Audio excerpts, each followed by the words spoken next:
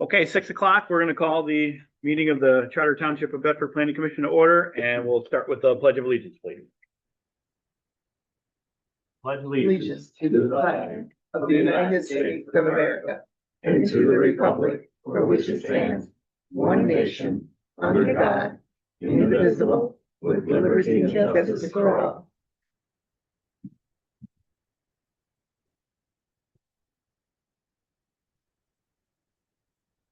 All right, thank you. We'll call whenever you're ready. Okay, Sharon Stein, Here. Trustee McKay, Here. Commissioner Artis, Here. Commissioner Villotson, Here. Commissioner Tuttle, here, Commissioner Jones, here, Commissioner Brown, here. 7 members are present, quorum established. All right, thank you. You're welcome. Next item on our agenda is going to be approval of the March 24th, 2026 agenda. Do I have a motion? I motion to approve. Second. Kevin, second. Any discussion on the agenda?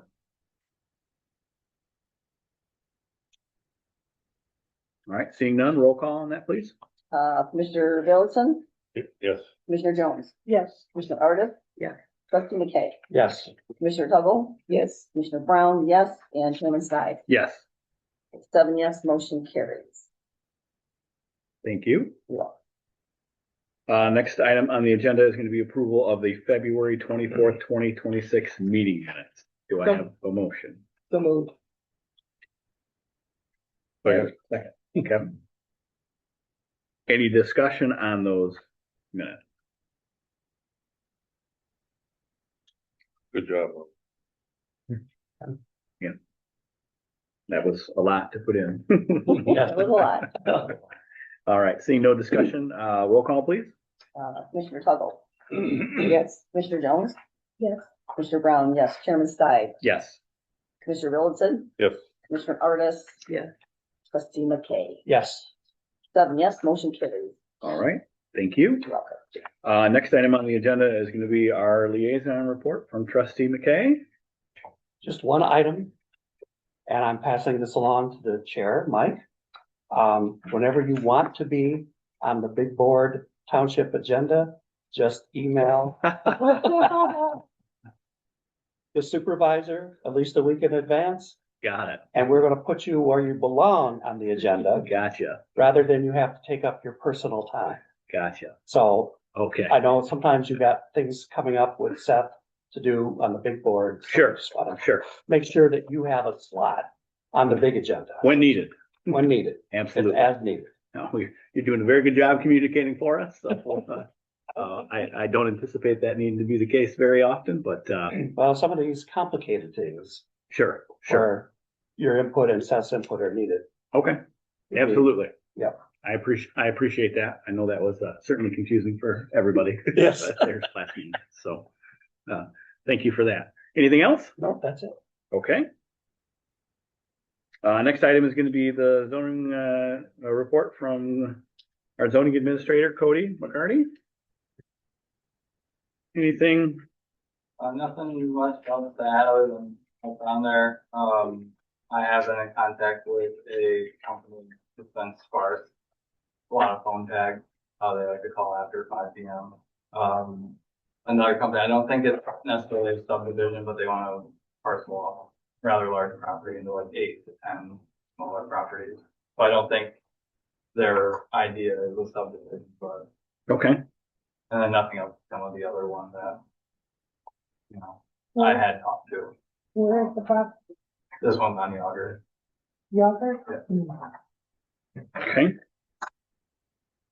I mean, that is one of the things that we're going to send over to the planner to get clarification on that question you had about the PUD and what constitutes the subdivision, because that is vague. So hopefully getting that answer from them will make that an easy call. You know, I'm sure it has to do with the amount of splits that they're going to do or properties on it or whatever. But we'll be sure that we get that answer back from them in a timely fashion if you've got other irons in the fire as far as that goes. So, anything else? Nope. Okay. All right. Well, thank you. Next item on the agenda is going to be public comment time. This is on agenda items only. We will open that up at 6:07. Seeing no public comment, we will close that at 6:07.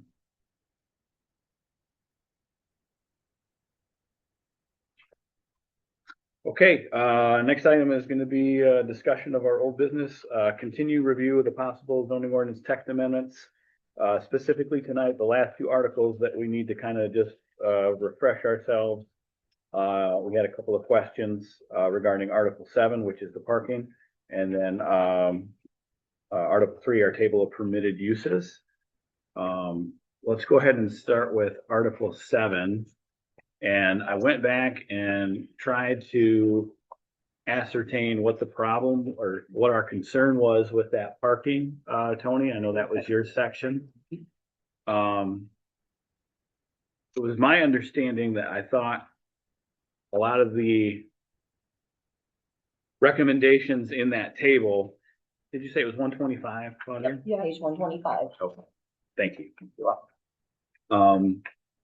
Some of the recommendations there in 701 were out of date. Is that kind of what you were getting at when you had asked that we send it over to the planner and have this table looked at for, I guess, relevancy as far as, Yeah, they didn't match up with what was in the other section. Okay, that's what it was. Okay. They didn't match up with what was in the other article. Okay, gotcha. All right.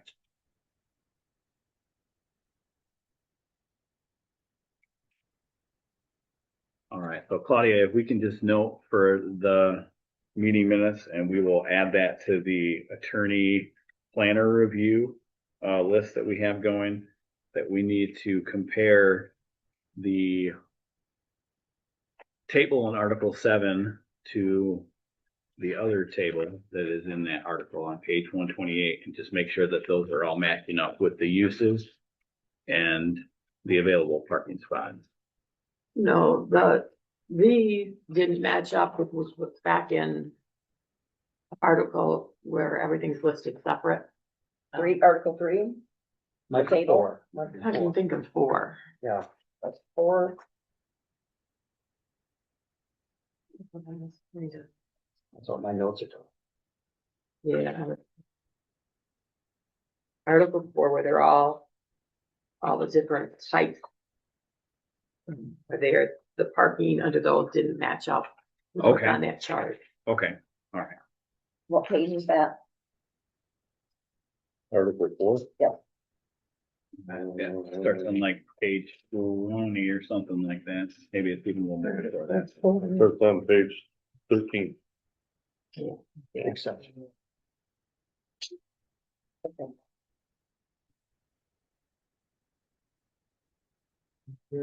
All right, so those two do not match up, is what our, So Article 4 and Article 7 do not match up for parking under 7 doesn't match Article 4. Right. For under the parking. Mr. Chair, may I yes, ma'am. mention something too? Mhm. Also in 701, I noticed with all of the things that are listed under the parking section that the solar energy system is there. And even though we don't have anything yet for data centers, I'm wondering if we should put data centers in there as well. Now, the solar energy system is, the minimum required parking is none, just like several other things, like the kennels and livestock and essential services. So I'm thinking we could put data centers, but just put none again, just as we did with the solar energy systems. And that's only because we don't know what's going to happen in the future. I know it's not there yet. We haven't even gotten into that, but at least it would already be there. So how that will work when we get around to putting in the, provisions in the zoning ordinance for data centers, that we will update the chart for parking at that time with Okay. whatever the provisions that are established for data centers specifically. Okay, So we would not do that until we have the provisions and standards for a data center. So that they would be done at the same time, I guess. okay, Is what good, I'm good. I saying. wasn't sure. Yep. Okay, Yep. thank you. And that would be the case for any use that we ever add. You would Mhm. always amend both tables at the At same the time. same time. Yep. Gotcha. Correct, son? Okay. Okay, all right, so. All right, so just to clarify, Tony, the table in Article 7 does not match up with Right, Article 4. Okay, yeah, they have different.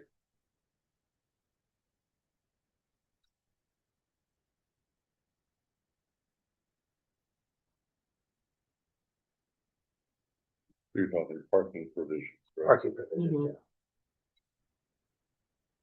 yeah. okay, Yeah, what the minimum requirements are, gotcha, okay. doesn't match up. So it might be 3 on one section Yeah, like it and, said, one per one on- room, but then it said one per employee, okay, that kind of that thing, kind of okay, stuff. all right. Which section do you want to control?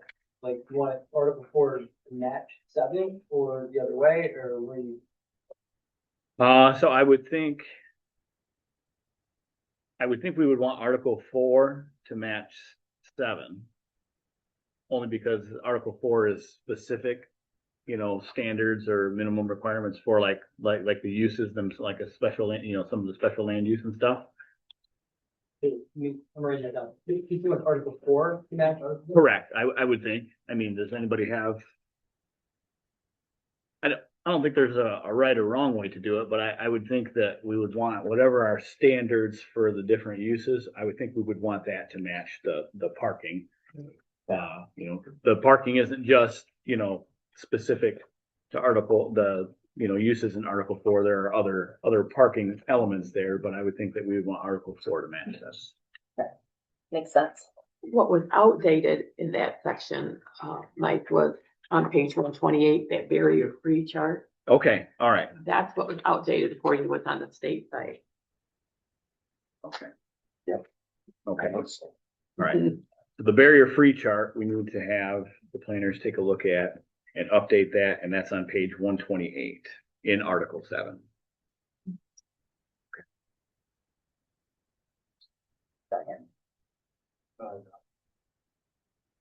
So I even went back and looked at the meeting video, and I think we were just confused like I just was Oh, okay. about I thought we were talking about the two charts in the actual Article 7, but it was not. It was two separate issues.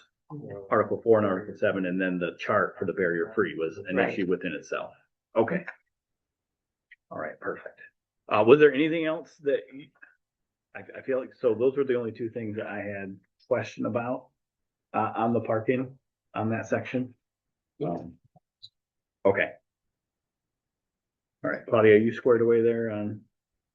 Yes, I believe so. So the barrier free is outdated compared to what the state site says. Mhm.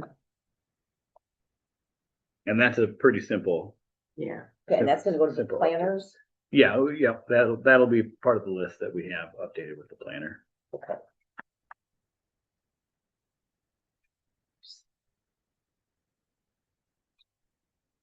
That'd be 7C subsection 2. 7C, is that Kevin? Yes. Article 7 subsection C2. Page 128. Okay, all right, thank you. Is there anything else on the parking that we need to flush out? I know we had talked about the on-street parking, but that's a police powers situation. So that's board action as far as that goes. Cody, do you have any other questions on? Okay, okay, okay. Sure. Well, and I was gonna start by saying, like, I know we're in the, kind of final stages here. There is no law that says that we have to get this 100% correct. I mean, and the more we use the zoning ordinance, and Cody, I'm sure would attest to this, that the more things you're gonna find. And I find that every time I'm reading in here, I'm like, oh, well, that doesn't seem right, or whatever. So, You know, don't feel that pressure. Okay, and then, the next item that I just wanted to take a minute and, talk about as a group, just to get some clarification, is our, table of permitted uses. That's Article 3. It's on page 8.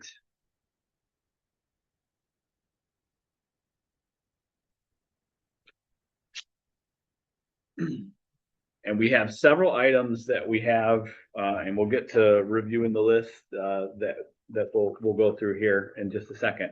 We have several items on there that are listed on the table, but they're not listed in Article 4, or vice versa. They're listed in Article 4 and they're not listed on the table. So that was the first issue we have. I believe I have all of those on there, on the list, for you know, the amendments and whatnot. And we can go over those here in just a minute. But that is kind of what I gathered our main issue was with the table. There are a couple of things that we're going to text amendment recommend, you know, with some draft language changing, like permitted use to a special land use, and then special land use versus permitted use. And those are notated in the list separately. But I just wanted to confirm that, you know, with the table itself, and there was one thing I think that was spelled incorrectly on here too. Venue, yeah. Did anybody have anything specifically other than those couple of situations? And we'll review those lists in just a minute. As far as the table goes, those were the two big issues that I recall and took the notes on. We just had not discussed it since the initial. I think we might have talked about that in October. We talked about the indoor gun range Yeah, change to so special land use. yeah, so Okay. that's noted on the list. Yeah. Okay. I just wanted to make sure that there weren't any specific changes that we needed on the table of permitted uses, other than getting them in the correct alphabetical order, and then making sure if it's listed in the table, it's listed in Article 4 or vice versa.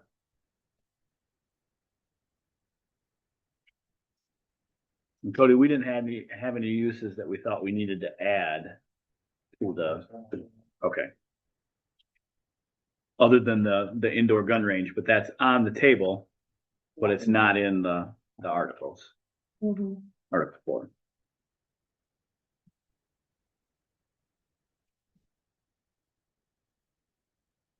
All right, we can always come back to this here in just a second. I think, let's go ahead and take a look at the compiled list that we have. They're pretty extensive. We'll start with the one that is draft, from the last 3 meetings, 127, 224, 324, and then, zoning ordinance text amendments, typo grammar, 2026. So Seth, what I did is we went ahead and we kind of segregated things into what I think are like typo or grammar as best we could. I'm hoping that, I think we're all hoping that on the typo grammar stuff is, you know, after a review from you, obviously, that we can just change something like that and not have to make it part of That would be my hope, the notice. that we can just do grammar, You you know. know, non-substantive. Correct. Yes.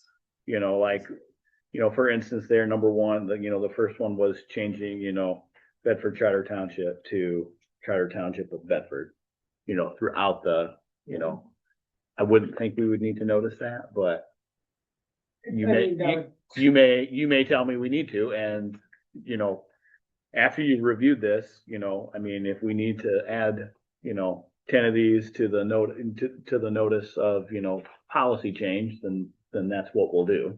Right. You know, but there's a lot of them on here, you know, Yeah, like, you know, family daycare home, and, you know, number 8 down there is just referencing 2 things that are out of order, you know, spelling wise in Article 4. I would think that we can just switch that. We're not changing any language, it's just out of order. Right. You know, there's a lot that are, change the township fire marshal to fire chief. You know, would be another example of, that's not a substantive change, it's just, Yeah, I'm gonna run through the case law too, I can find it. Okay, all right, so, Seth has a copy of that. This is everything, that we had kind of discussed. And then Claudia really helped out and, kind of went back through the meeting minutes and some of the video to try and catch it all. You know, it's 2.5 pages or two pages and then a few things on the other side. But it's everything that we had discussed, you know, about words and grammar. There were a few things on there that, you know, we had talked about clarifying with the planner, and they're gonna get this same list. Because that's what they're gonna go off of. In talking with McKenna, we kind of felt like the best, most economical way to do this, was to compile the list, divide them up into the three areas, and then, you know, they would basically track changes on the zoning ordinance for us to see. We have a huge advantage in the fact that, you know, we just redid the zoning ordinance and they, you know, already have it formatted. So, it's really just a matter of making subtle changes. So, it's not the end of the world as far as that goes. Does anybody have any additional spelling stuff that they want to that they know in the top of their head that, you know, was kind of an issue? You'll see on there, you know, Article 11, 12, and 13, you know, I just have on there as review. There were a couple of spelling grammatical things in Article 13, but the attorneys are going to review those articles, and we'll discuss some of those things that they're going to review in just a minute. But I figured that we would just add those in after they've done their review, because some of that stuff may change or come out, so it doesn't need to go on the typo list, if you will.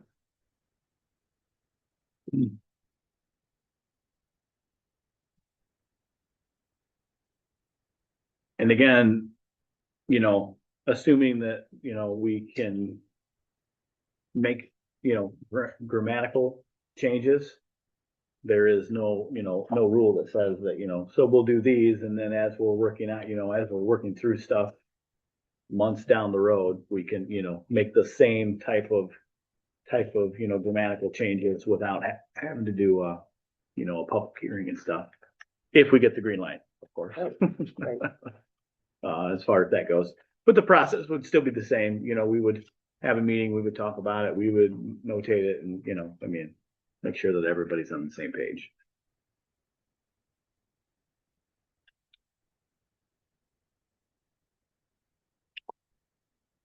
The next list that I'd like to review would be our clarifications for planner / attorney review.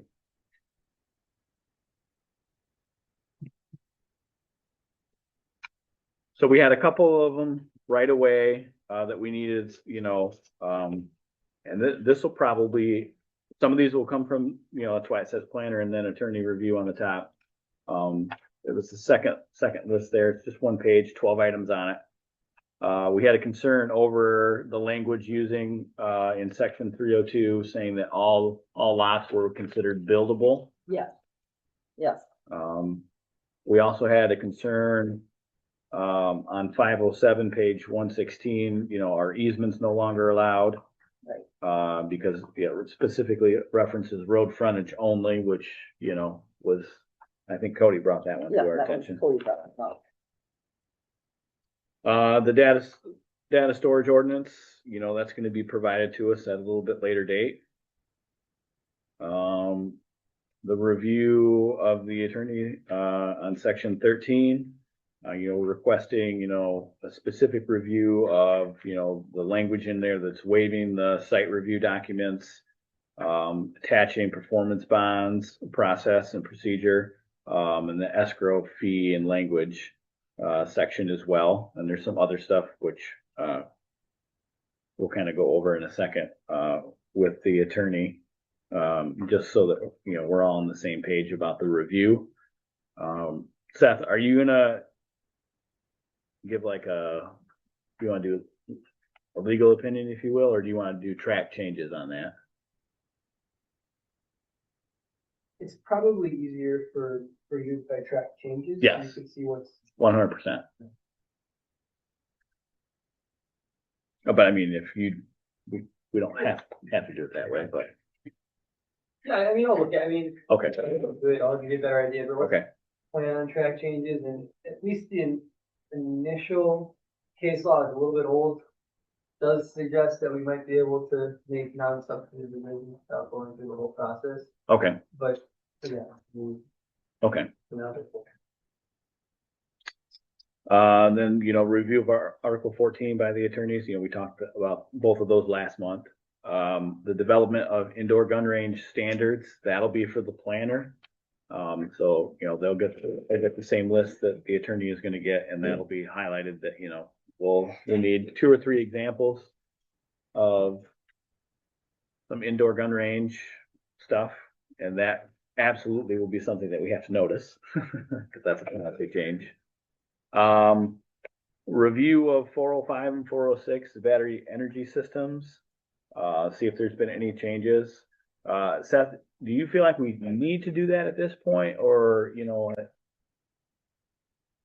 we're using the same ordinance that you helped us develop is what's in there.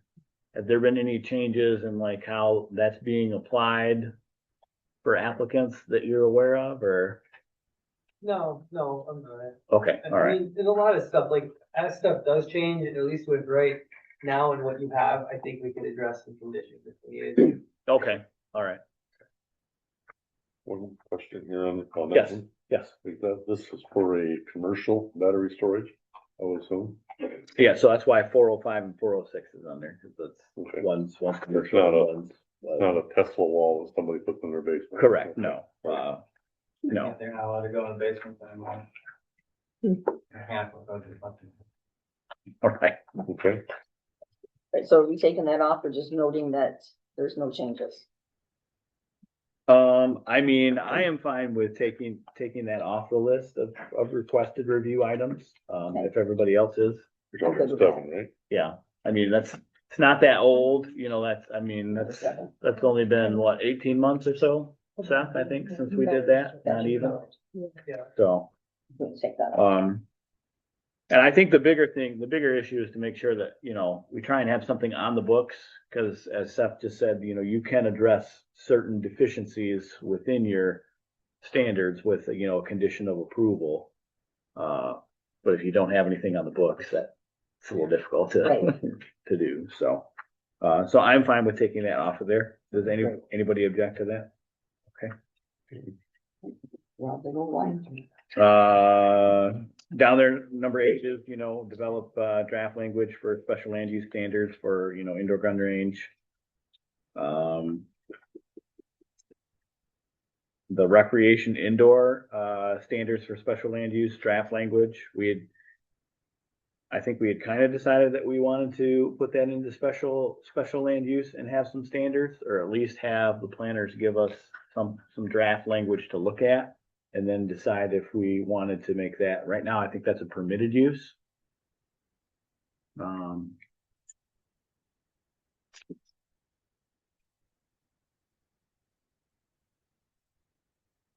And there was some question about, you know, like gyms and stuff, especially in like our mixed use district, if we wanted to have some standards for a special land use. And I think the conversation kind of went that we would get some draft language to look at and then see if it was pertinent or not. So that'll be heading over to the planner. Have me look at that too, Mike, when it comes through, because there are public acts associated with gun ranges that we need to make sure that Okay, we have in compliance. yep, And how you want that structured, like is it an indoor shooting range attached to a gun shop, or how? Like, might want to figure that out too. Okay, I mean, that was certainly what kind of our concern was, because, you know, if it's, you know, just a regular, you know, gun shop, that's special land use as well, but it, you know, we have outdoor as special land use. We didn't have anything for the indoor on there, other than it was permitted, but that didn't make sense to us, so, absolutely. And then, Seth, we had talked about, you know, the PC would like, you know, some form of, you know, insurance language attached throughout the special land use that requires it, and the language to be consistent. We've got it in, you know, solar, marijuana, I think gravel mining. That was something that we thought maybe we would try and address in, section 13 in our articles and procedures. But we can kind of put it anywhere. We might need some flexibility with that too, Okay, because, you know, the various levels and impact of special land uses are gonna change. okay. You know, like, I mean, I see a lot of performance bonds when we're talking about Mhm. special land use, like we talk about like the larger development. You want a performance bond for when, okay, you get an approval and they start to build, that there's a bond posted, so if they just walk away, you're not left with some Okay. half-built development project, and if you're in here to handle it. So is that something that we could address, kind of like what you were talking about, like a deficiency maybe in your standards with not an up-to-date ordinance per Yeah, se, but maybe. as a condition of approval, if we got, you know, ever. What got us on this conversation was that the solar application had it specific and it had to be a specific dollar amount, which makes sense because that's a, you know, a huge project. And then marijuana in the new zoning ordinance, when we updated it, it also had a provision in there for the same, I think it was the same dollar amount. I believe so. But the language was a little bit different, you know, about, so I believe solar says that, you know, the township has to be additionally insured. I don't think that the marijuana was quite that clear, I think we made a decision. but we made it a condition, yes. So maybe that is something, Seth, after you've had some time to kind of work that out, that we don't necessarily need that in, if that's something that we can address with a condition of approval. Yeah, I'll take a look at that. I mean, there's always a way to work something. Okay. I think our thinking was that if we put it in our process and procedures for, you know, approval, denial of a special land use, that we could attach it as a condition, but we would need it basically, you know, in the process and procedure so that it's, you know, noted so that the applicant can't go, well, you don't have it listed, so we don't have to do that type thing. All right, so we will circle back on that and how you best think we need to do there. And then we had talked about in section 1103, page 148, changing the word evidence to complaint in regards to, some of the enforcement. That was also something that, you know, the attorneys are gonna review, but we definitely wanted to change that. Or recommend changing it, I guess. And then the last one on that list is, what Cody was just kind of, what we just talked about a few minutes ago was, getting clarification on regarding subdivisions being considered a PUD. Again, it just says it. It doesn't have you know, is it 1, is it 4, is it 2, is it 12, is it 50? What is the definition there? I'm assuming that when we get some of these things reviewed and clarified, a lot of these changes probably will have to be noticed. They're not necessarily things that are grammatical, or, you know, our intent was clearly this, and it just wasn't listed. So to me, that's something that we probably should post. Any questions on that? Does anybody have anything else that I missed in putting the list together that we needed to send over to the planners and the attorney for review? I forget what it's on.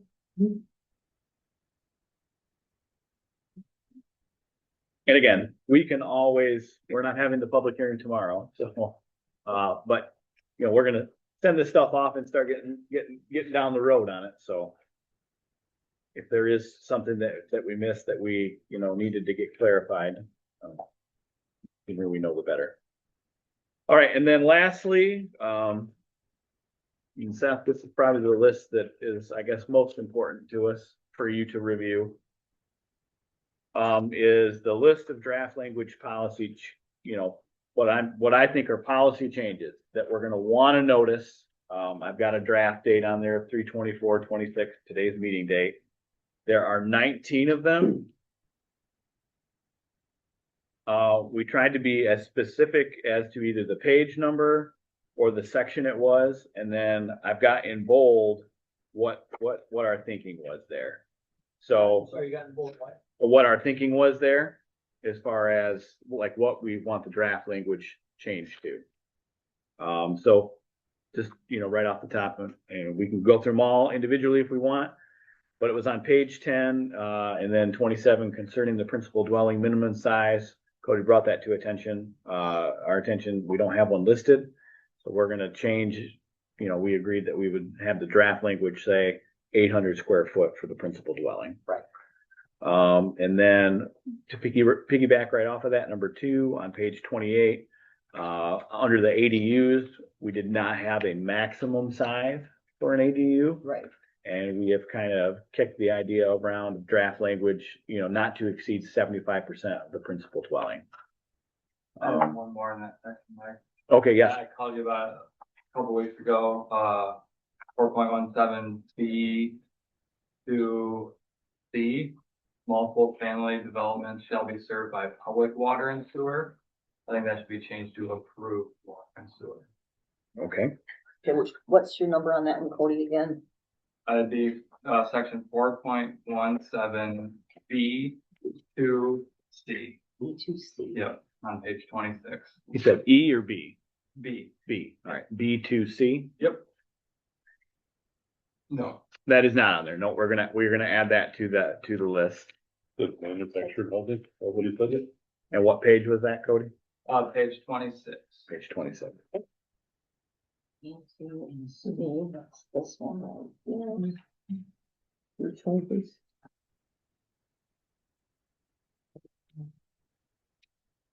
And yes, Cody, you are correct. You did ask me about that. Why we have the meetings. So we're changing. Shall be served by public water and sewer to what? Approved. To approve. To approved.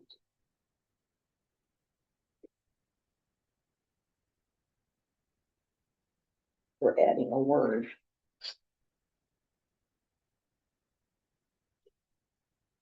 I'm just gonna flip that list over, Claudia, and add number 20 there on that, Okay. and then add that description. Mm,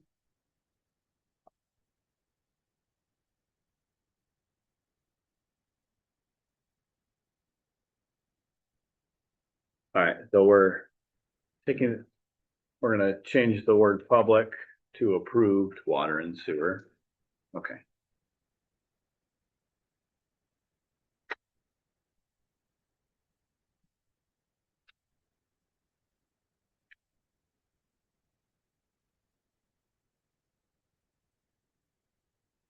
Do you have anything else that you need to add, Cody? Nope. Okay.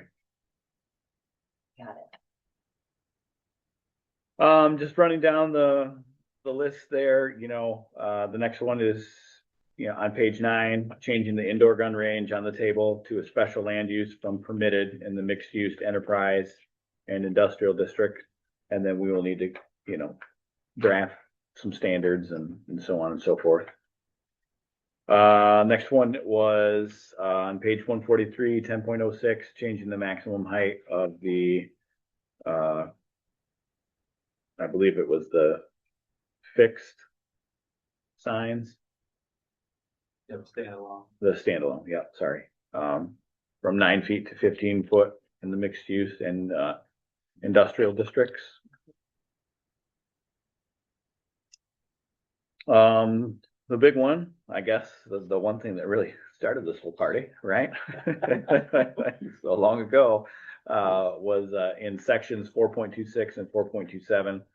And I've got the page numbers listed there, require, on the marijuana buffer zone requirements, changing from property line to nearest point of structure to nearest point of structure to mimic where we have buffers and how we calculate them other places in the zoning ordinance. And that is how we thought that should be worded, correct? Okay.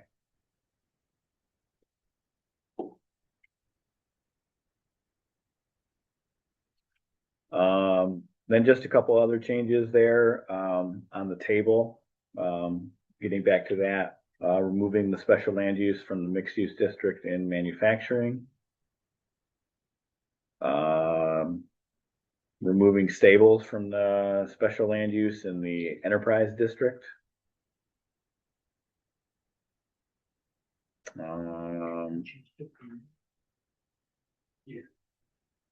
Right. So right now it's permitted in the RAOS, but we have it for special land use in the enterprise district, which is not very big.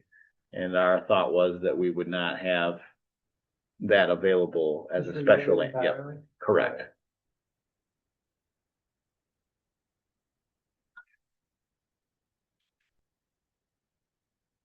Next is Article 4, inserting the standards for boarding, breeding kennel, over from the same standards that we have for rescue, foster, personal. So this is the example of where it's listed on the table, but it's not listed in Article 4. And it probably should be, because those are, while the uses are similar, they are different in some capacity. And then I also had a note on here to ask to incorporate and strengthen the waste disposal standards for each. We have them for the commercial side of that, but not for the, so we'll take a look at a couple of things there. And then the second big one that really got the party started was on 1304, page 166, changing the language from final decision on the SLU recommendation to the township board to the planning commission. So I think what will happen in that draft language is that the whole paragraph is going to get reworked, because you can't just insert planning commission where it says township board, because it doesn't make any sense. And we'll probably have to, Seth, rework the subsequent paragraphs before, because it's the process that the planning commission goes through, as far as that goes. So I don't actually know if we're going to change that, or if that paragraph might just be taken out, because above it references the planning commission being the final approval, and then below it also references it. So it may just be a thing where we take it out. But all the changes will be tracked, and we'll get a copy of the draft. And correct me if I'm wrong, Gene, but you've kind of communicated that to the board. Yes. A couple of times, haven't you? Yeah. Okay. All right. So, and well, we can talk about the process when we get done with the list or whatever here. And then going back to marijuana, 426 and 427, in the buffer zones, we wanted to add the definition of the Michigan Department of Education accredited school, so that we, can hopefully avoid, what we had happen there the last time. And that's going to be attached on all those pages that are referenced there. Then there is one on here in the marijuana where, Township Fire Marshal Office to Building and Zoning Administrator Office.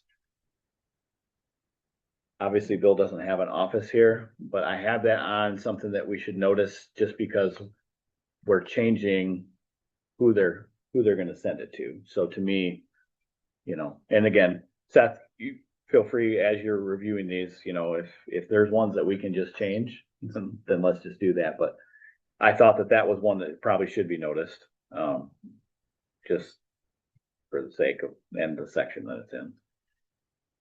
I did have a note down here on number 14, on page 32, in 426B3, the township fire marshal shall review applications for compliance with current marijuana rules in the most recent NFPA 1 and any and all other applicable fire codes and facilities rules. We had originally talked about taking that out, and then we had said, well, we'll change it to the fire chief. And then Cody, I believe you had kind of said, well, I mean, they have to comply with the state Bureau of Fire Services. Bureau of Fire Services. So I guess, do we want to take that out is kind of where, do we want to change this? I have it written down there in nice big bold letters. The township fire marshal, clearly. Correct. We would have to at least do that. At least fix that. We typically have not had Bill or the fire chief, no matter who it is, necessarily look at the marijuana stuff. I don't think, have we? Because they have to comply with whatever the state has, and the state always supersedes anything that we have on the books. No, really wanted to keep it in, I'd at least change shall to may. Okay, right? That way it's not like he has to look at this. Okay, yeah. He could have gone. There's that word again. Well, do we have a fire marshal in that? No, we just have a fire chief. So, yeah, I mean, the difference is fire marshal is more like safety and inspection. That's what I looked up online here, but that's what County Township does too. Like they have Okay. a fire marshal and they do. But they actually like do the inspection and stuff, right? Yeah, and they'll give opinions as far as like emergency access on site and stuff like that. But I think the fire chief is something that too. Okay. So. And this spell Marshall either with the one L or the two L's. Oh, yeah. No, well, that may have been me typing it, didn't I? Well, no, it's in the book too. Oh, is it in the book? Okay, all right then. It wasn't me. Yeah, it was you. Um, That's really typo.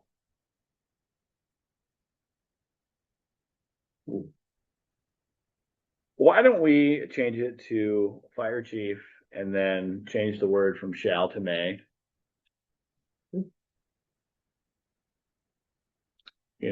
Only because I'm just thinking of the last board meeting that we had, and Bill was specifically talking about driveways and access.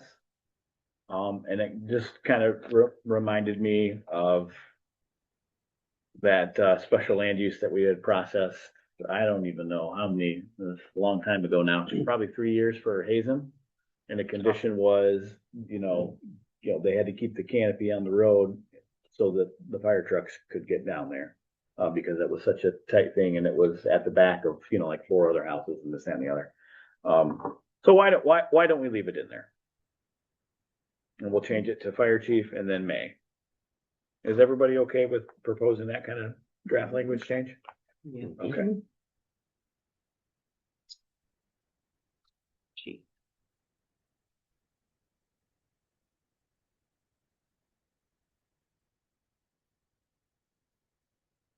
Okay.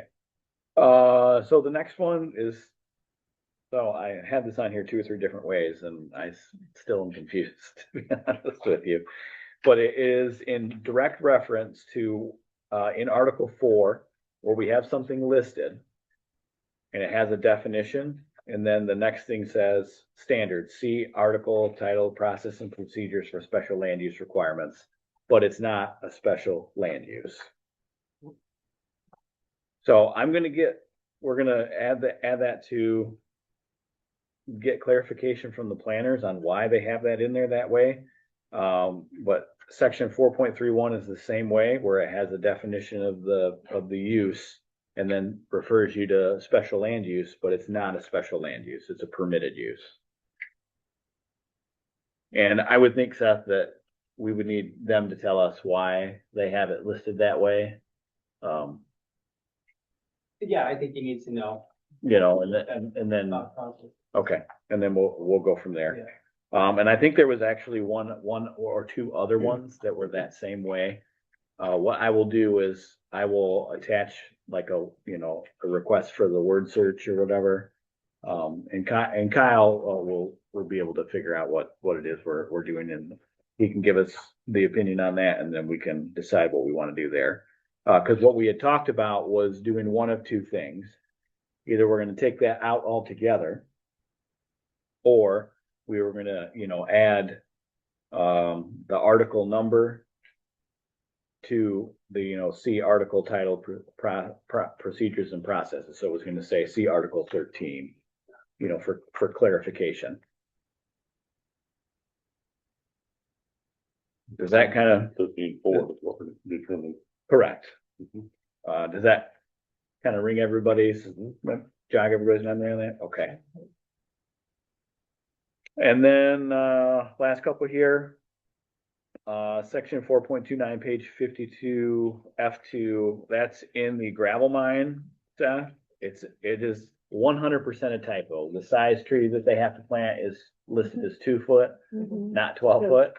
Saw that. But the general thought was because that is, one of those things, 10-foot difference. a 10-foot difference, it's a 10-foot difference, and because of the type of use it is, we thought we probably should notice it. I think we need that. Okay, all right. Yeah.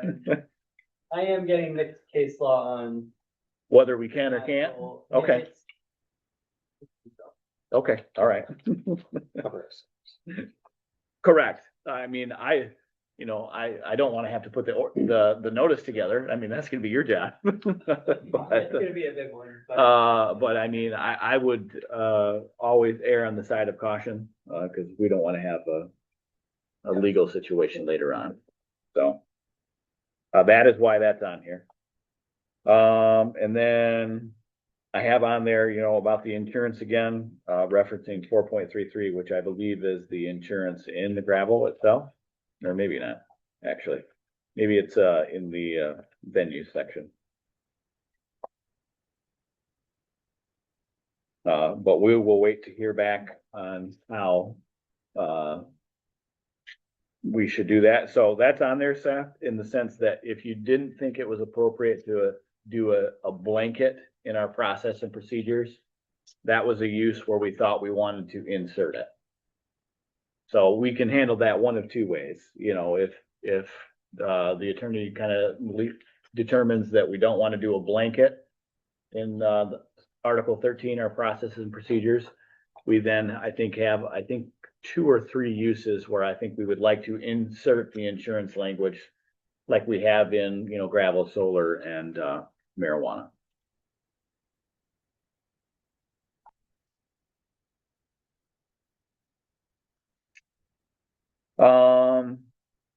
And then I've got a little note to myself on here. So section 12.04B, we were changing the township clerk to the zoning administrator, but that's referring to the PUDs. And I got to thinking about that. Do we want to make that change? Let me get over to it so that I can actually read it right out of the book.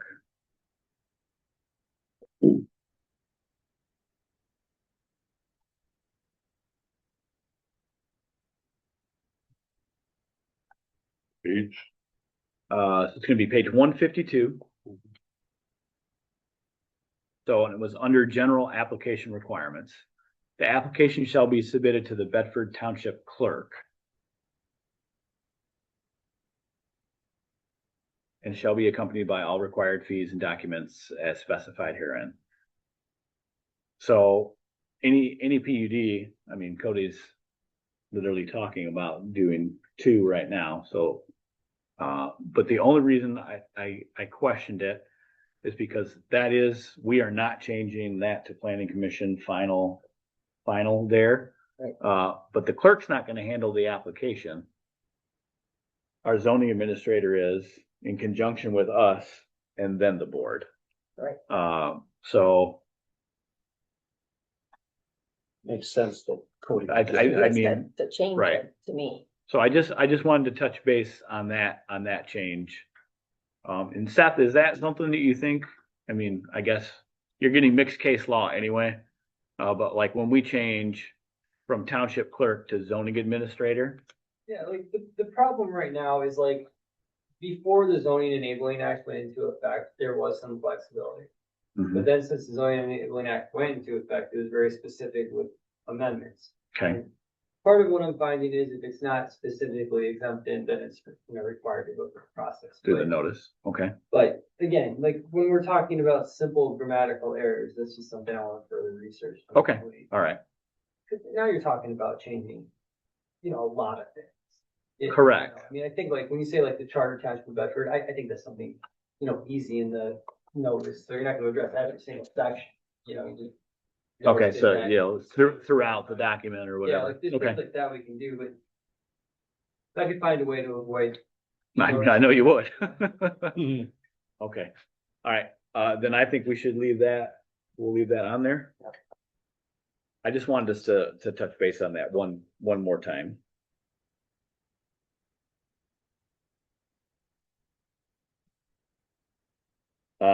And then, last one on here, was, number 19, on page 62, number 11. And I can't remember, Cody, is this one thing that you brought to our attention? I think it was. Okay, I mean, I can't either, can't you tell? I think that was me. Okay, Claudia, I'm pretty sure that's Yeah, me. there's notes on here. all right. 62, 11. So it's at the very top. There shall be no very serious impairment to the quiet enjoyment of properties due to noise or stray bullets from the outdoor gun range. So we thought we should change that sentence to not disturb quiet enjoyment. Right, yeah. Spell check failed me there. Or my eyes did it.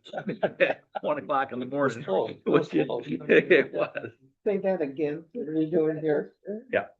So we're gonna change, there shall be no very serious impairment to the quiet enjoyment, No. Serious. to not disturb quiet enjoyment. So we're just taking, basically, we're kind of reworking that and taking the word serious out. And very, right? Correct. Yes. Because how can you define what very serious is? Yeah, then- I mean, Yeah. You're never gonna establish what. very serious means, right? Correct. Right. Yep.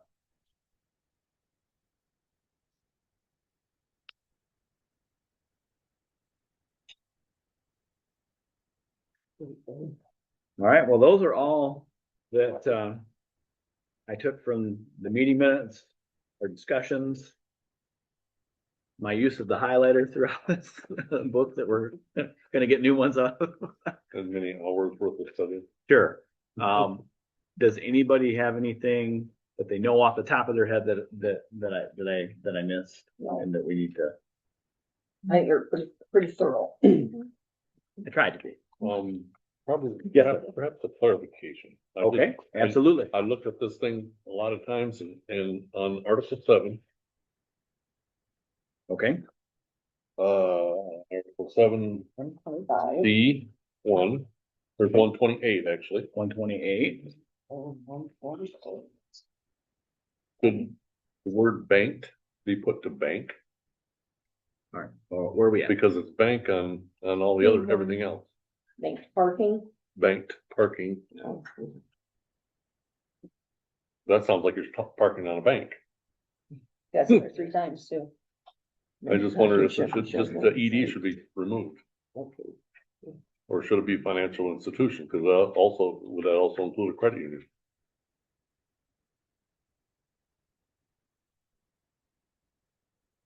Which is not in the table provision. Okay,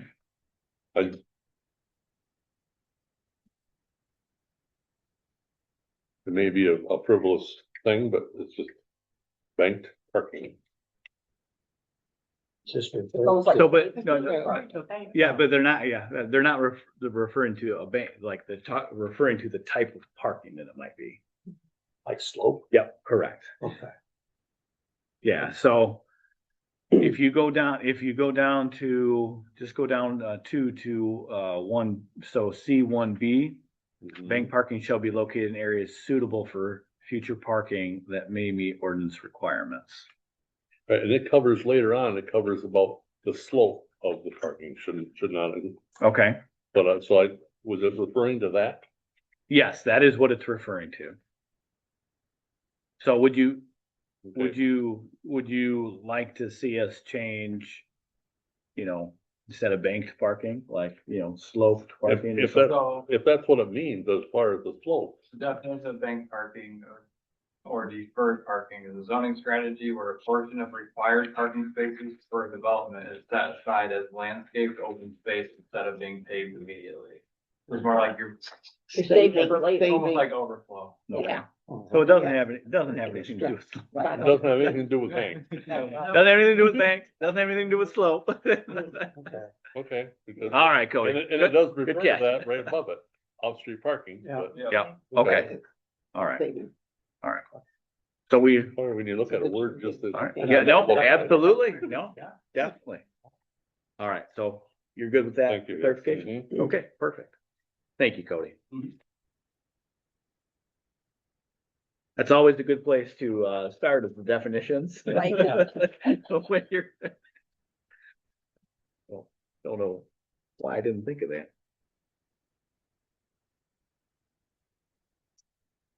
Does anybody else have any clarifications or anything that, I mean, I don't know, Seth, you probably would tell me we've got quite the list going on here. I think this is, I mean, it's typical, it just does happen. Sure, Okay, so it's not unusual. It's a lot. I know the notices are long, but again, try to get it done at one shot and most of the best. sure. Try to be most as efficient as possible. All right, before we get to, I was gonna have, Seth just kind of run down the process of noticing and everything else, and I guess, what the next steps are gonna be, and possibly a timeline for that, now that we've kind of narrowed those lists down. Is there anything else from any of the articles that you guys,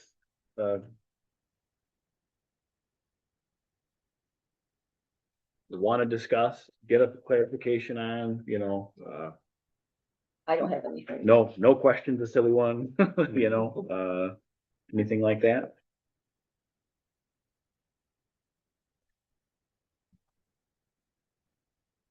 Okay.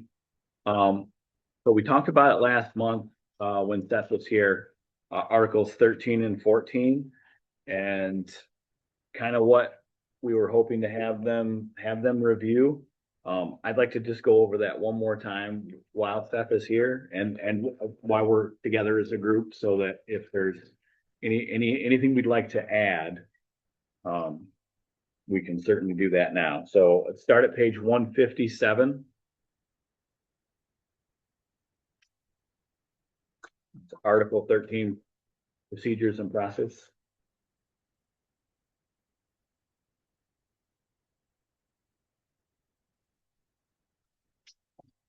So, and I've just highlighted them, so I'll go through them relatively quickly.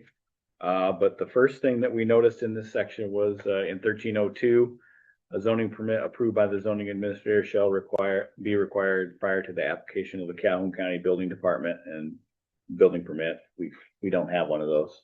Cody is the building department. So that's referenced twice in here. So that is on, that will be added to the, I guess, probably the change list, to be honest with you, after the attorney's reviewed. But I just wanted to make sure that everyone was aware of that. Flipping over to page 158. C1, in order to initiate formal review by the planning commission and township board, the applicant is required to submit the materials listed below, as well as all required fees to the township clerk.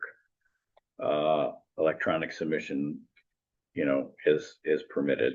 So we have three problems there. Township board submitting to the clerk, and we need to add the appropriate person in Cody in there. Zoning Administrator. administrator. Yep, correct. And Seth, I did print off for you, a copy of this is highlighted. Yep. Just so you kind of knew where we were trying to focus on as far as that goes. Bottom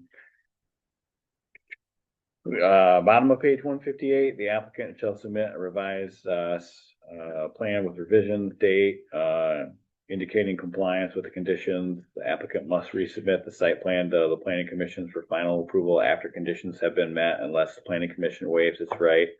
Review and revise the plan. Instead, authorizes the zoning administrator to review and approve the site plan after all required conditions have been addressed.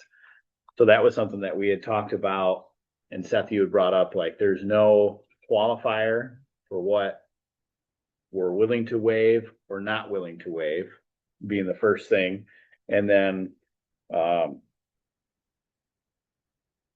whether or not, the process clearly states that, after you've gotten your approval, you need to submit all the documents with the, to make sure that you've abided by the conditions, and that somehow would not necessarily come back to us. And I think we were a little froggy on that. So that's a highlighted area that we'd like you to take a look at and see if we can't put in there either some language that helps Cody decide, or whoever the zoning administrator is, like this, it's okay in this situation to waive it, or not. I would think in any special land use, we would always want to see it come back to us to make sure that the conditions have been done and all documents have been resubmitted and stuff like that. But, I would agree. That was the I would note, absolutely agree. Yeah, I that was mean, the I think- notes I had made here, But- us or zoning. Well, you get administrator. Yeah, you do the approval. Yep. And after that, it's, you're kind of, you're sort of out of it, right? You do the approval and you really don't care anything else about it. And now if there's conditions, I would think Cody, for zoning purposes, it would likely be you on the front line with that, because you would need to, before that comes to be issued, you would need to know that it's satisfied. Is that right? So then I think at that point that, that can be transmitted back to the planning commission. There's nothing wrong with that. Just that way, it's all done. Is Okay. that what you're looking for? I mean, yeah, that, and I mean, like, so for instance, we've had a couple of special land use that we've processed that haven't went around the block as far as they should have. And, maybe they're not going to happen now, even though they've gotten the approval, and, trying to get documents back has been a little bit of a challenge, I would think, in some cases, Cody. So we're looking twofold. One, to preserve the commission's right to make sure that we can see it through, but also, like, if they're not, abiding by the conditions and getting us those documents back, like, the planning commission, like, what is the process at that point, So maybe you deal with how the conditions worded, because if there's something that needs a building permit or something, like, this shall be satisfied before a building permit is issued. Or zoning, like something like that. That way they actually can't start construction until they know it's done. Okay. So at that point, if you get a building permit, I think that coupled with whatever information you have to confirm that the conditions are satisfied can be transmitted back to PC, so it's done. So I guess we were just looking to maybe tighten that language up, and then provide, clarity on, when the zoning administrator can or cannot, we don't need to see everything back to us, Sure. you know what I mean? But at the same time, like the special land use in particular, you know what I mean? Yeah, I mean, documentation for. Yes. So that's a highlighted area, I guess, if you had thoughts. Going over to page 159, the applicant shall have a maximum of 2 years from the date of a submitted site plan formal review to achieve the final approval. We thought that, when we read that was way too long. Yeah, and we had recommend changing that to 12 months. Yeah. So again, just a highlighted version there for you to take a look at, and what your recommendation would be. But I think you were actually here the night that we discussed that and going to 12 months. Going down to number 4A, you have the building permit from the Calhoun County Building Department. That needs to be changed to Cody's office. Going over to page 160, number 5, site plan violation. In the event that construction is not in compliance with the approved plans, submitted for township review, we need to change that. Then the zoning administrator, or his or her designee may issue the citation. Just wanted you to look at that paragraph and make sure that that was worded correctly as far as the process in, when we have a site plan violation, because it's not township review, it's planning commission review, but then, Cody's in the situation where he is the enforcement agent. Yeah, I don't really see a need for most of that paragraph. Okay. And then, I mean, look, it's assumed, like, if you violate your site plan, you're in violation, Right. right? So, but I wouldn't mind saying, like, I think we gotta change the word. About it. And that's why I have that, because, No, we're not the doing zoning it. administrator may issue a citation. I mean, Well, but that's gonna be your zoning ordinance. Right. There's an enforcement section that's gonna say any violation of this ordinance. Okay. So, but yeah, I mean, I think we could do something with that, but I think most of that it's paragraph's gonna go. just gonna go. Okay, yeah. And again, so one of the reasons why we wanted you to look at 13 and 14 specifically. I'm just kind of going over some of the red flags, I guess. Just when you see shall, that's what you need to take. Right. A look at, because like if there's a problem with the site plan and then shall corrective action, I don't even know what that means really, and then gives us unless, there's all this stuff. Just Okay. let ordinance enforcement handle that, which in this case. I'll figure out how to- if you have any questions. Then just going down to the modifications for, like a site plan amendment. In there, it talks about, the zoning administrator may determine that the request of the revisions are substantial enough to come before us or not come before us. That is, directly related to, there's no qualifier there. Like what, Yeah, so. what It's what not- do we consider, what don't we consider? And that is more, again, I know I said it last month, Cody, we're not picking on you, but that is more to make sure that, that an applicant can't try and use that in a way to circumvent, I mean, we hope that Cody's our zoning administrator for a very long time. Right. But I had a few before him and, They're not all You know, created equal. yeah, correct, there you go. Very nice way to say that. Where's that go to your stuff right there? Hey, Mike. Yes, ma'am. Oh, I was just wondering, it's my own fault. I wrote a note in here Mhm. where we have the recording of site plan review action on page 159. And beside in my margin, I had written clerk notarized.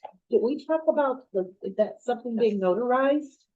So we have been doing that. That's new to the zoning ordinance. So Okay, I think that's why you brought that up, was okay. the planning commission had not typically done that, but we have done that the last 2 times that we've had a special land use. Okay. We're getting better at it. It's quite the process. Who notarizes it? Joyce Yes, that or the deputy clerk. or the Yep, deputy? yep. Yeah, And, okay.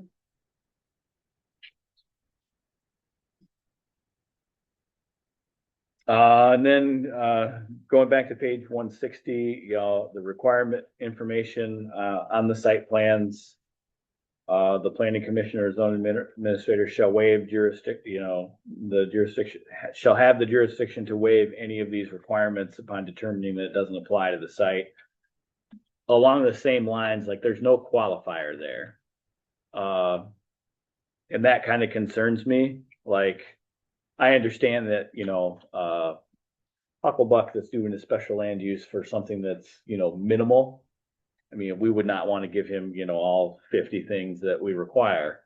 But there are certain things on there that I don't think we should ever waive, like pretty much anything in that first, in number 1 down there. we need all of that so that we can, figure out, adjacent land uses and this, that, and the other. And a lot of it Seth needs when he does the notice. Right. So I don't like that it says that, there's no qualifier in there that says what you can waive and who's gonna waive it. It just says that either entity, the zoning administrator or us can waive it. And again, it's more geared towards, applicants trying to, read or color outside the lines, if you will. Or, you know what I mean? Mhm.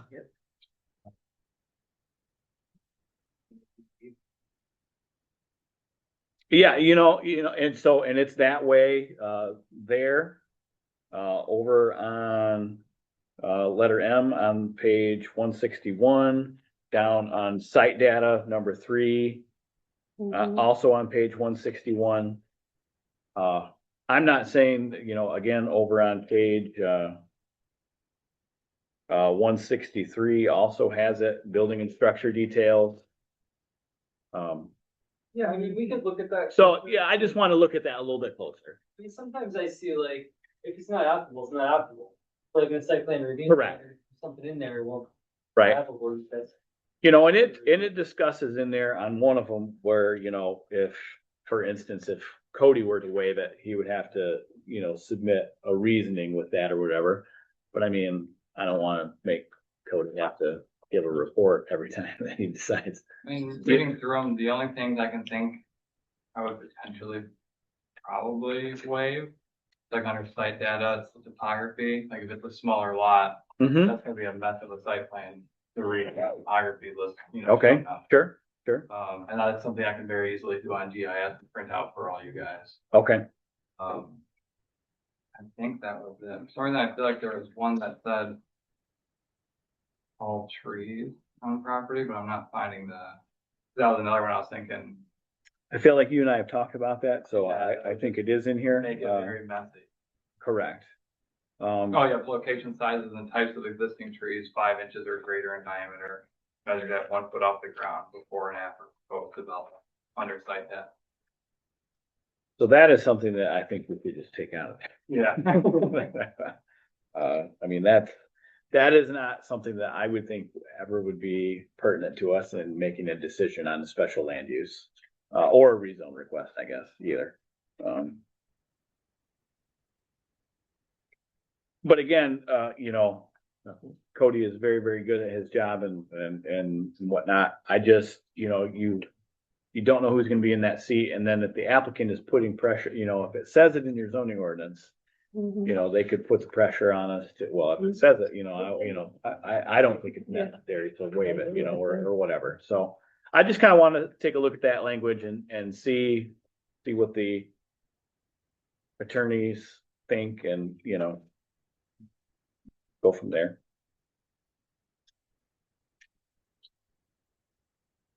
Then there was the big one, over in 1304 B2, referencing the township board and whatnot. 166. I'm done, section 13. Yeah, okay. Again, I think that'll probably be a situation where most of that paragraph goes away.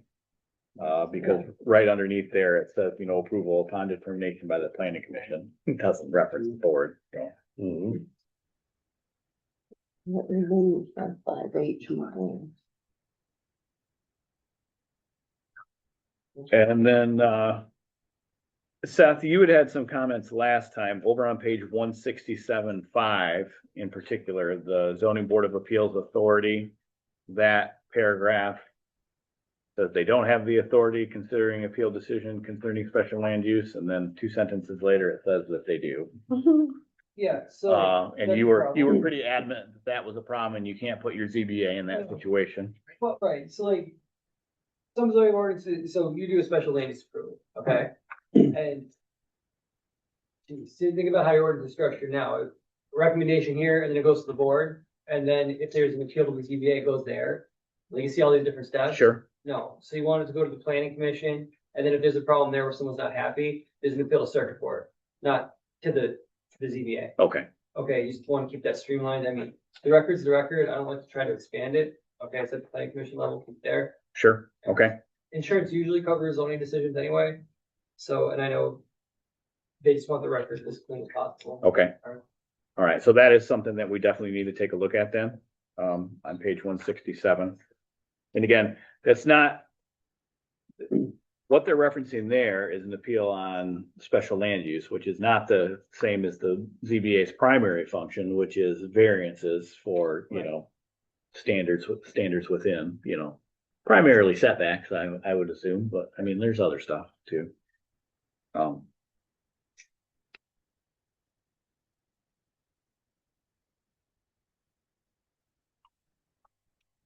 And then there were just a couple other things that I wanted to, have the attorneys review the performance guarantee over on page 168.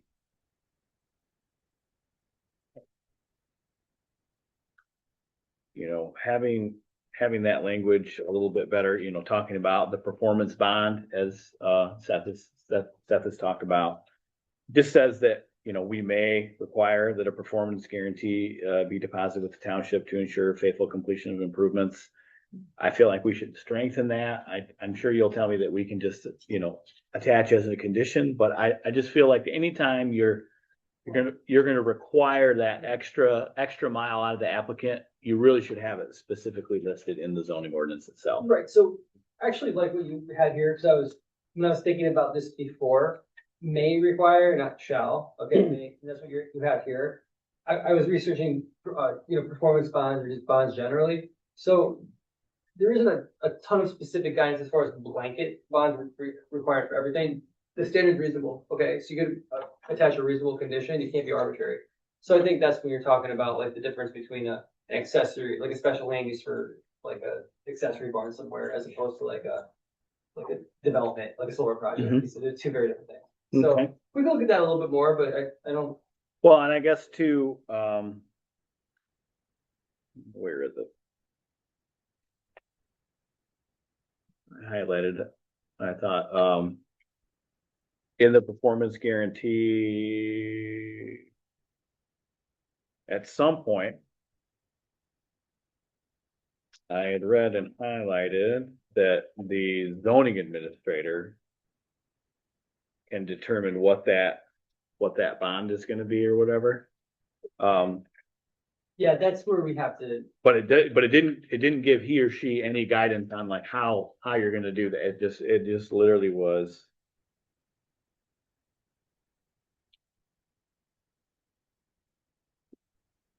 Might have been over in 1307 under the filing of fees.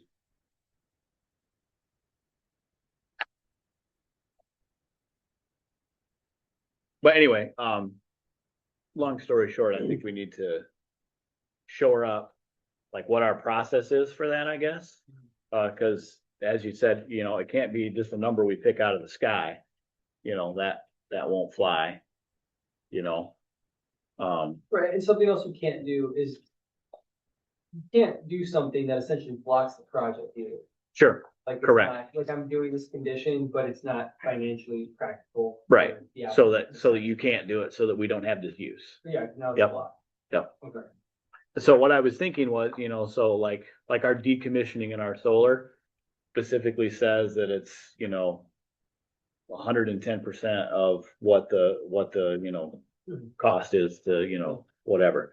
And we made the applicant come to us with we required two estimates, and then, you know, we chose the higher one. And, you know, so I was thinking somewhere along like language, something like that maybe, or, you know, I don't know. Yeah, we'll have to- Just something I wanted to discuss.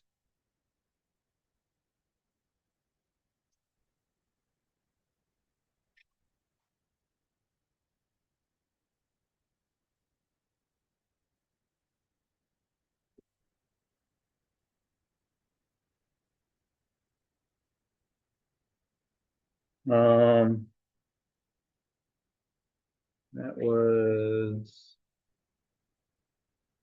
it. Claudia, was there anything under the ZBA that we needed to? No, The main concern you had was over in 1305 with the special land use appeal, correct? yes. Okay. and the confusion there, because that's, some of that stuff that they're talking about should never make it to the ZBA. Okay, And I think, that's what Seth kind of Yeah. alluding to. Okay. and then the last thing being the meetings. My understanding was we're supposed to meet quarterly. And I read that somewhere, or I took a class through the MTA and I heard them say, we meet quarterly because we have to approve those meeting minutes, right? Right. And we're not doing that because our last meeting was a year ago. I did the minutes. We haven't had another meeting. Well, okay, for ZBA? Yeah. So, okay, no, I So- don't think the ZBA needs to meet necessarily quarterly. Okay, it meets when the chair calls. Calls Okay. a meeting. I do think you need to meet at least annually to do the election of officers, set meeting dates if you need to, like maybe you set them, every quarterly and then cancel if it's not needed. Right, Like you could do that, right, okay, right. but yes, I'm aware of many townships whose ZBAs haven't met for years. Okay. And we do want to avoid that. Okay, and right, because we've got minutes hanging out there right now, but Yeah, so um, the thing with that is like, and if, the clock to appeal starts to run once the minutes are approved, or if there's a written decision that's given to the applicant. So a lot of townships, ZBAs, they may not do a written decision to the applicant. So, if you approve something today, if you approve something today for a ZBA, but your next meeting is until 2028, the clock to run has to start for another, 2 years. So Right. we want to get that wrapped up. right, Okay. that was my thought too. Yeah. So I think what Claudia would like you to take a look at is on page 181. And that's also in that highlighted version that I gave you, Seth, B meetings. And it just describes a very vague process about how the meetings are gonna come to fruition. And bylaws and stuff, so, And speaking of that, I'm sorry to interrupt, no, but the bylaws, does the ZBA have bylaws? Do we have those stuff? Cause I don't have a copy and I'm not sure that we do either. Right, I don't know if you do or not. Okay. all right, so maybe we can fold that into Bylaws. looking at that language, and then, I mean, Cody, have you ever seen any bylaws for the ZBA? Okay. Do you know if our planning commission bylaws say ZBA on them as well? Okay, then, all right, then, okay, I'll look. scratch that idea. Yeah, I'll look. Maybe I've just missed them, but we've only had one ZBA meeting since I've been here. That's Okay. probably the last one. Yeah. Yeah, and the Alright. minutes are still, I mean, they're done. They're just, we haven't approved them or, sealed deal there, so to speak.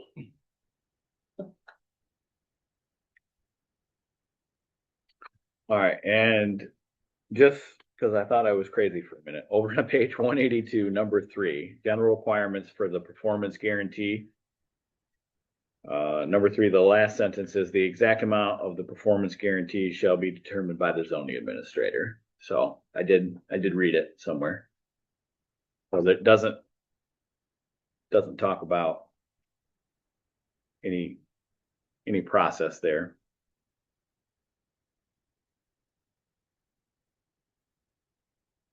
So yeah.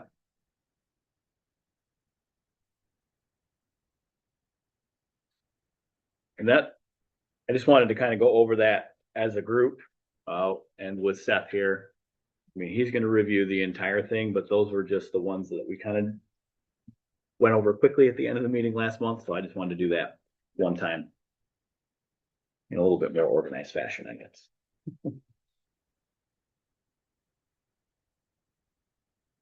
All right, does anybody have any other comments, questions, concerns regarding our text amendments? No. Okay. All right. Anything down here this end? Okay. Real quickly, the next item is going to be discussion RFP / escrow ordinance for the wireless communication system. So I reached out to our partners at McKenna and asked if they had the capacity to, help us with that application. They said they did. They said it would be a very similar process as to last time where, the applicant is billed. And then he said, if the township board has adopted an ordinance for it. So, I then reached out to Seth and was like, so we required it in the solar. That's why the township board adopted that. So my question, Seth, was, and, you may need to do some research on it and get back with me. But we already have the applicant, they've already turned in their application. How would that generally work, you know, with an escrow that we don't require in the telecommunications Yeah, I mean, standards? even escrow fee schedule right now? No. Who's the applicant? It's like Verizon. It's ultimately for AT&T, but it's through like one of their contractors. I would tell them to pay something and see what happens. Okay, I mean, I've done that before. okay, Look, I mean, we're not paying to process their requests. Okay? Right, Like, no, we're not I being mean, taxpayer dollars, correct. Okay, in a perfect world, yeah, we'd have a resolution that does the, that sets what the escrow fee is, okay, but that's not what we have here. So, Okay.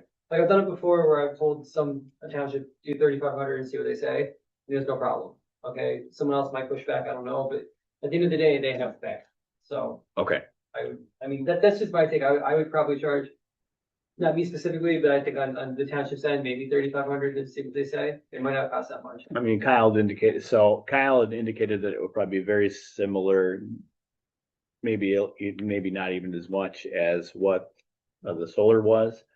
And I think McKenna's end for the solar was like 3,800, but then the engineering cost that they sub out, that was, 8 or 9 grand. And to me, that's really what we're after.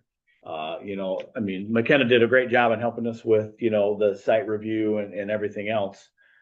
I mean, there are certain things in those standards that I think that we absolutely can do. And then there are certain things that, I'm not an engineer, nobody here is, right? Right.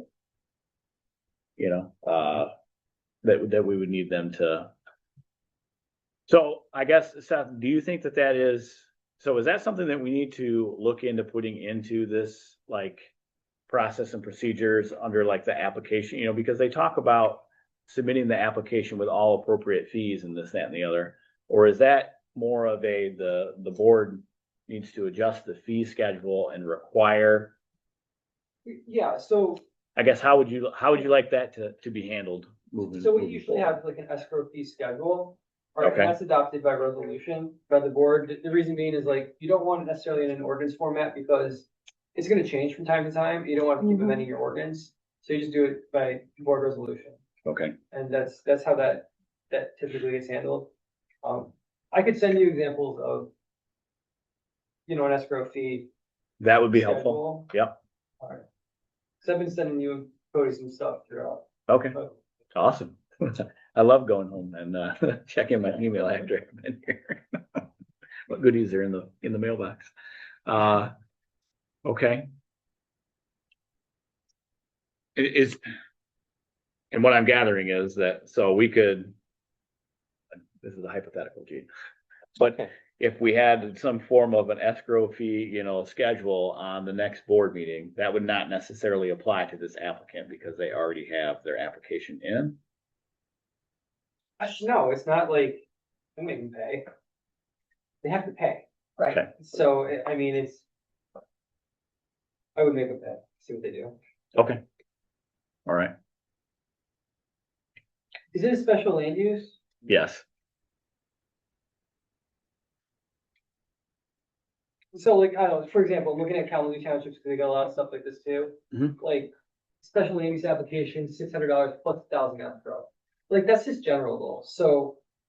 But then for other types of uses like site plans, I mean, I've seen it goes up to 3,600 for some uses. Sure. So, I'm looking specifically for wireless communications, I don't see it, but I do think that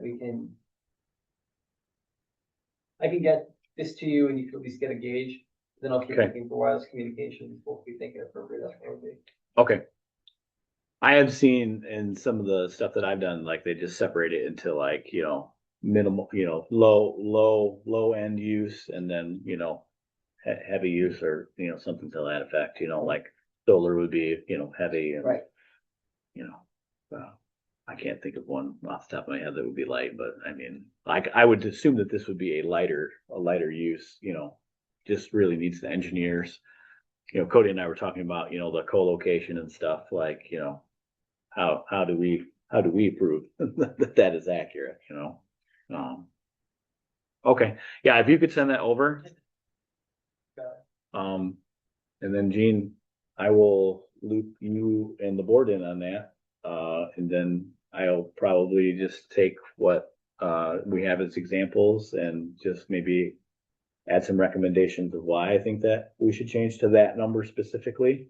Cause it does cost us quite a bit to process these on our own, you know. I mean, if we're doing marijuana, you have marijuana money and things like that, but I mean, we don't always, so. The whole point of this is that, you know, I don't think the residents should ever have to pay for anything related to a special land use application. It's not a permitted use. So just to maybe double up on here, so I'm just looking, Comstock, for example. They're less, I could see that being closer to 1,200, but I don't necessarily think that is where it's supposed to be, so I think they're low. Okay. Okay, but I'll keep a look at it. Well, and I assume that, you know, it's kind of like just how the solar was, where you deposit X amount and then when it gets to a certain point, it has to be replenished or you stop processing the application, you know, you keep track of what it is. And then at the end of it, you know, if it wasn't used, it goes back to the applicant. I would assume that's kind of why I was thinking that we would want to do it via ordinance, because that lays that whole process out. I think like having an escrow fee ordinance is probably a good idea. Okay, And then have the board set by resolution. okay, Okay, because I've run into that problem before where a court said a policy is not a local law.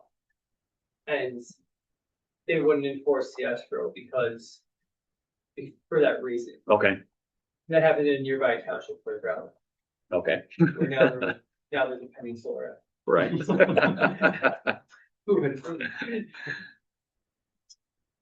All right, well, so I guess let's maybe work together on that, and then Dean will definitely keep you in the loop as far as that goes and see if we can't make some headway on that.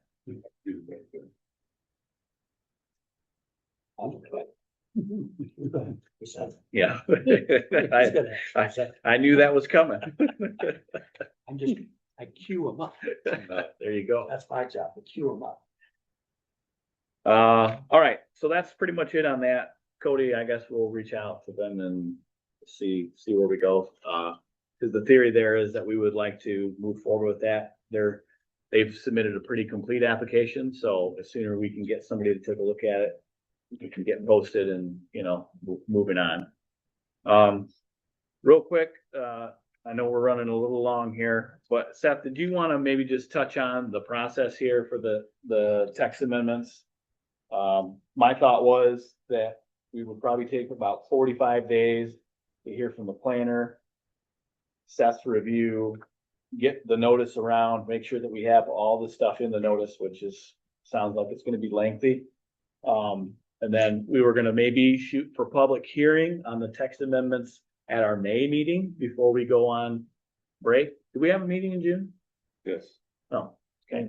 What's, June? I might be out of town some point in June. June So 23rd. when is your meeting? June 23rd. That's what I mentioned. Well, regardless, I'd like to try and shoot for the May 26th. May May 25th. May 26th. I think I'll be in town on June 23rd, Okay. May 26th. Do you think, I mean, so that gives us about 45 days, and that will give us one meeting to hopefully look at, you know, as many of the draft language changes as we can. Is that enough time on your end, Seth? Do you think? I mean, yeah, I told Cody here that probably we're probably gonna get together a few times. No, absolutely, and I totally understand that. Yeah. To make sure it's where we need to be, but as soon as I understand and verify, confirm everything. Yeah, it's gonna be a big notice, but we'll be able to get to it. We'll be able to get to it in time. Okay. So that would be my intent there, you know, and then we'll have the public hearing that'll then go to the board. Or no, excuse me, that goes to county, correct? Yep. Yep, so we'll hold the public hearing. We'll make whatever recommendation or changes that we're gonna make. We'll type up a nice little thing and send it over to the county. And then they have what, 30 days to review that? Yeah, up to 30 days from when you send it over. So when we send it over, yeah. Yeah, they're pretty good. Yeah. In that. And then it goes to the board. And does the board have to do a first and second read, or can Yeah. they? Yeah, for Charter Township, first and second. Okay.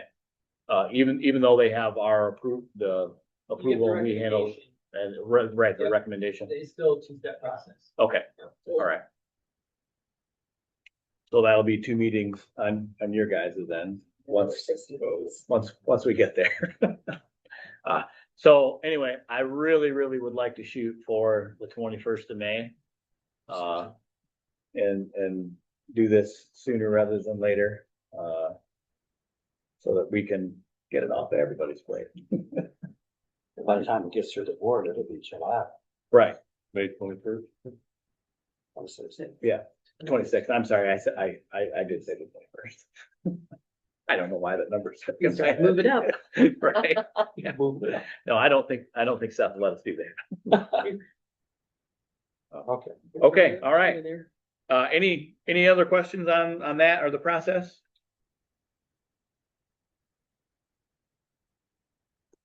Okay, wonderful. Next item on the agenda is open public comment time. Can be about anything you want.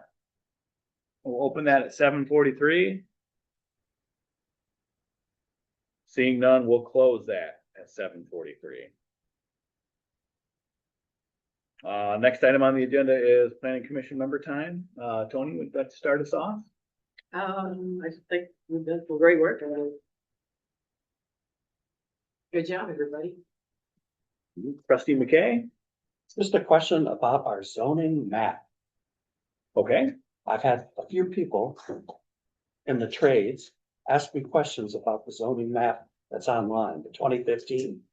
Yeah, I feel like I did reach out to McKenna last year at some point for a high quality version of future land. use Okay. map. So I remember I asked you and you were like, McKenna should have a copy of that. I know they do. Yeah. I have a copy. Oh, the high Yeah. resolution one? Yeah, if you could send that to me, cause I only have Okay. like a screenshot I've taken from. Are you talking about the current zoning map or the Yeah. future future land? The one use that's map? online right now, is that valid for somebody to interpret from? I would say, So none of the zones fit our zoning ordinance. yeah, correct. I get questions about that all the time because appraising companies will use GIS, see what zones they are, look at our ordinance, see if it's allowed. And then call me very Okay. confused. Why don't, I'm gonna put together all this for McKenna anyway, and who did the master plan with us. Why don't I find out what the deal is with that? Okay. Cause yeah, from 2015, I mean, that's no good. Right. So, I am pretty confident though, Cody, that when we did the master plan, there were 5 maps in that. One of them was the one that Gene is talking about. Yep. One was the future land use, and then I feel like one was an updated version of what your current zoning would be with our new zoning districts, but I could be totally wrong about that. Okay. And there was a complete streets, and then the map that showed all the water.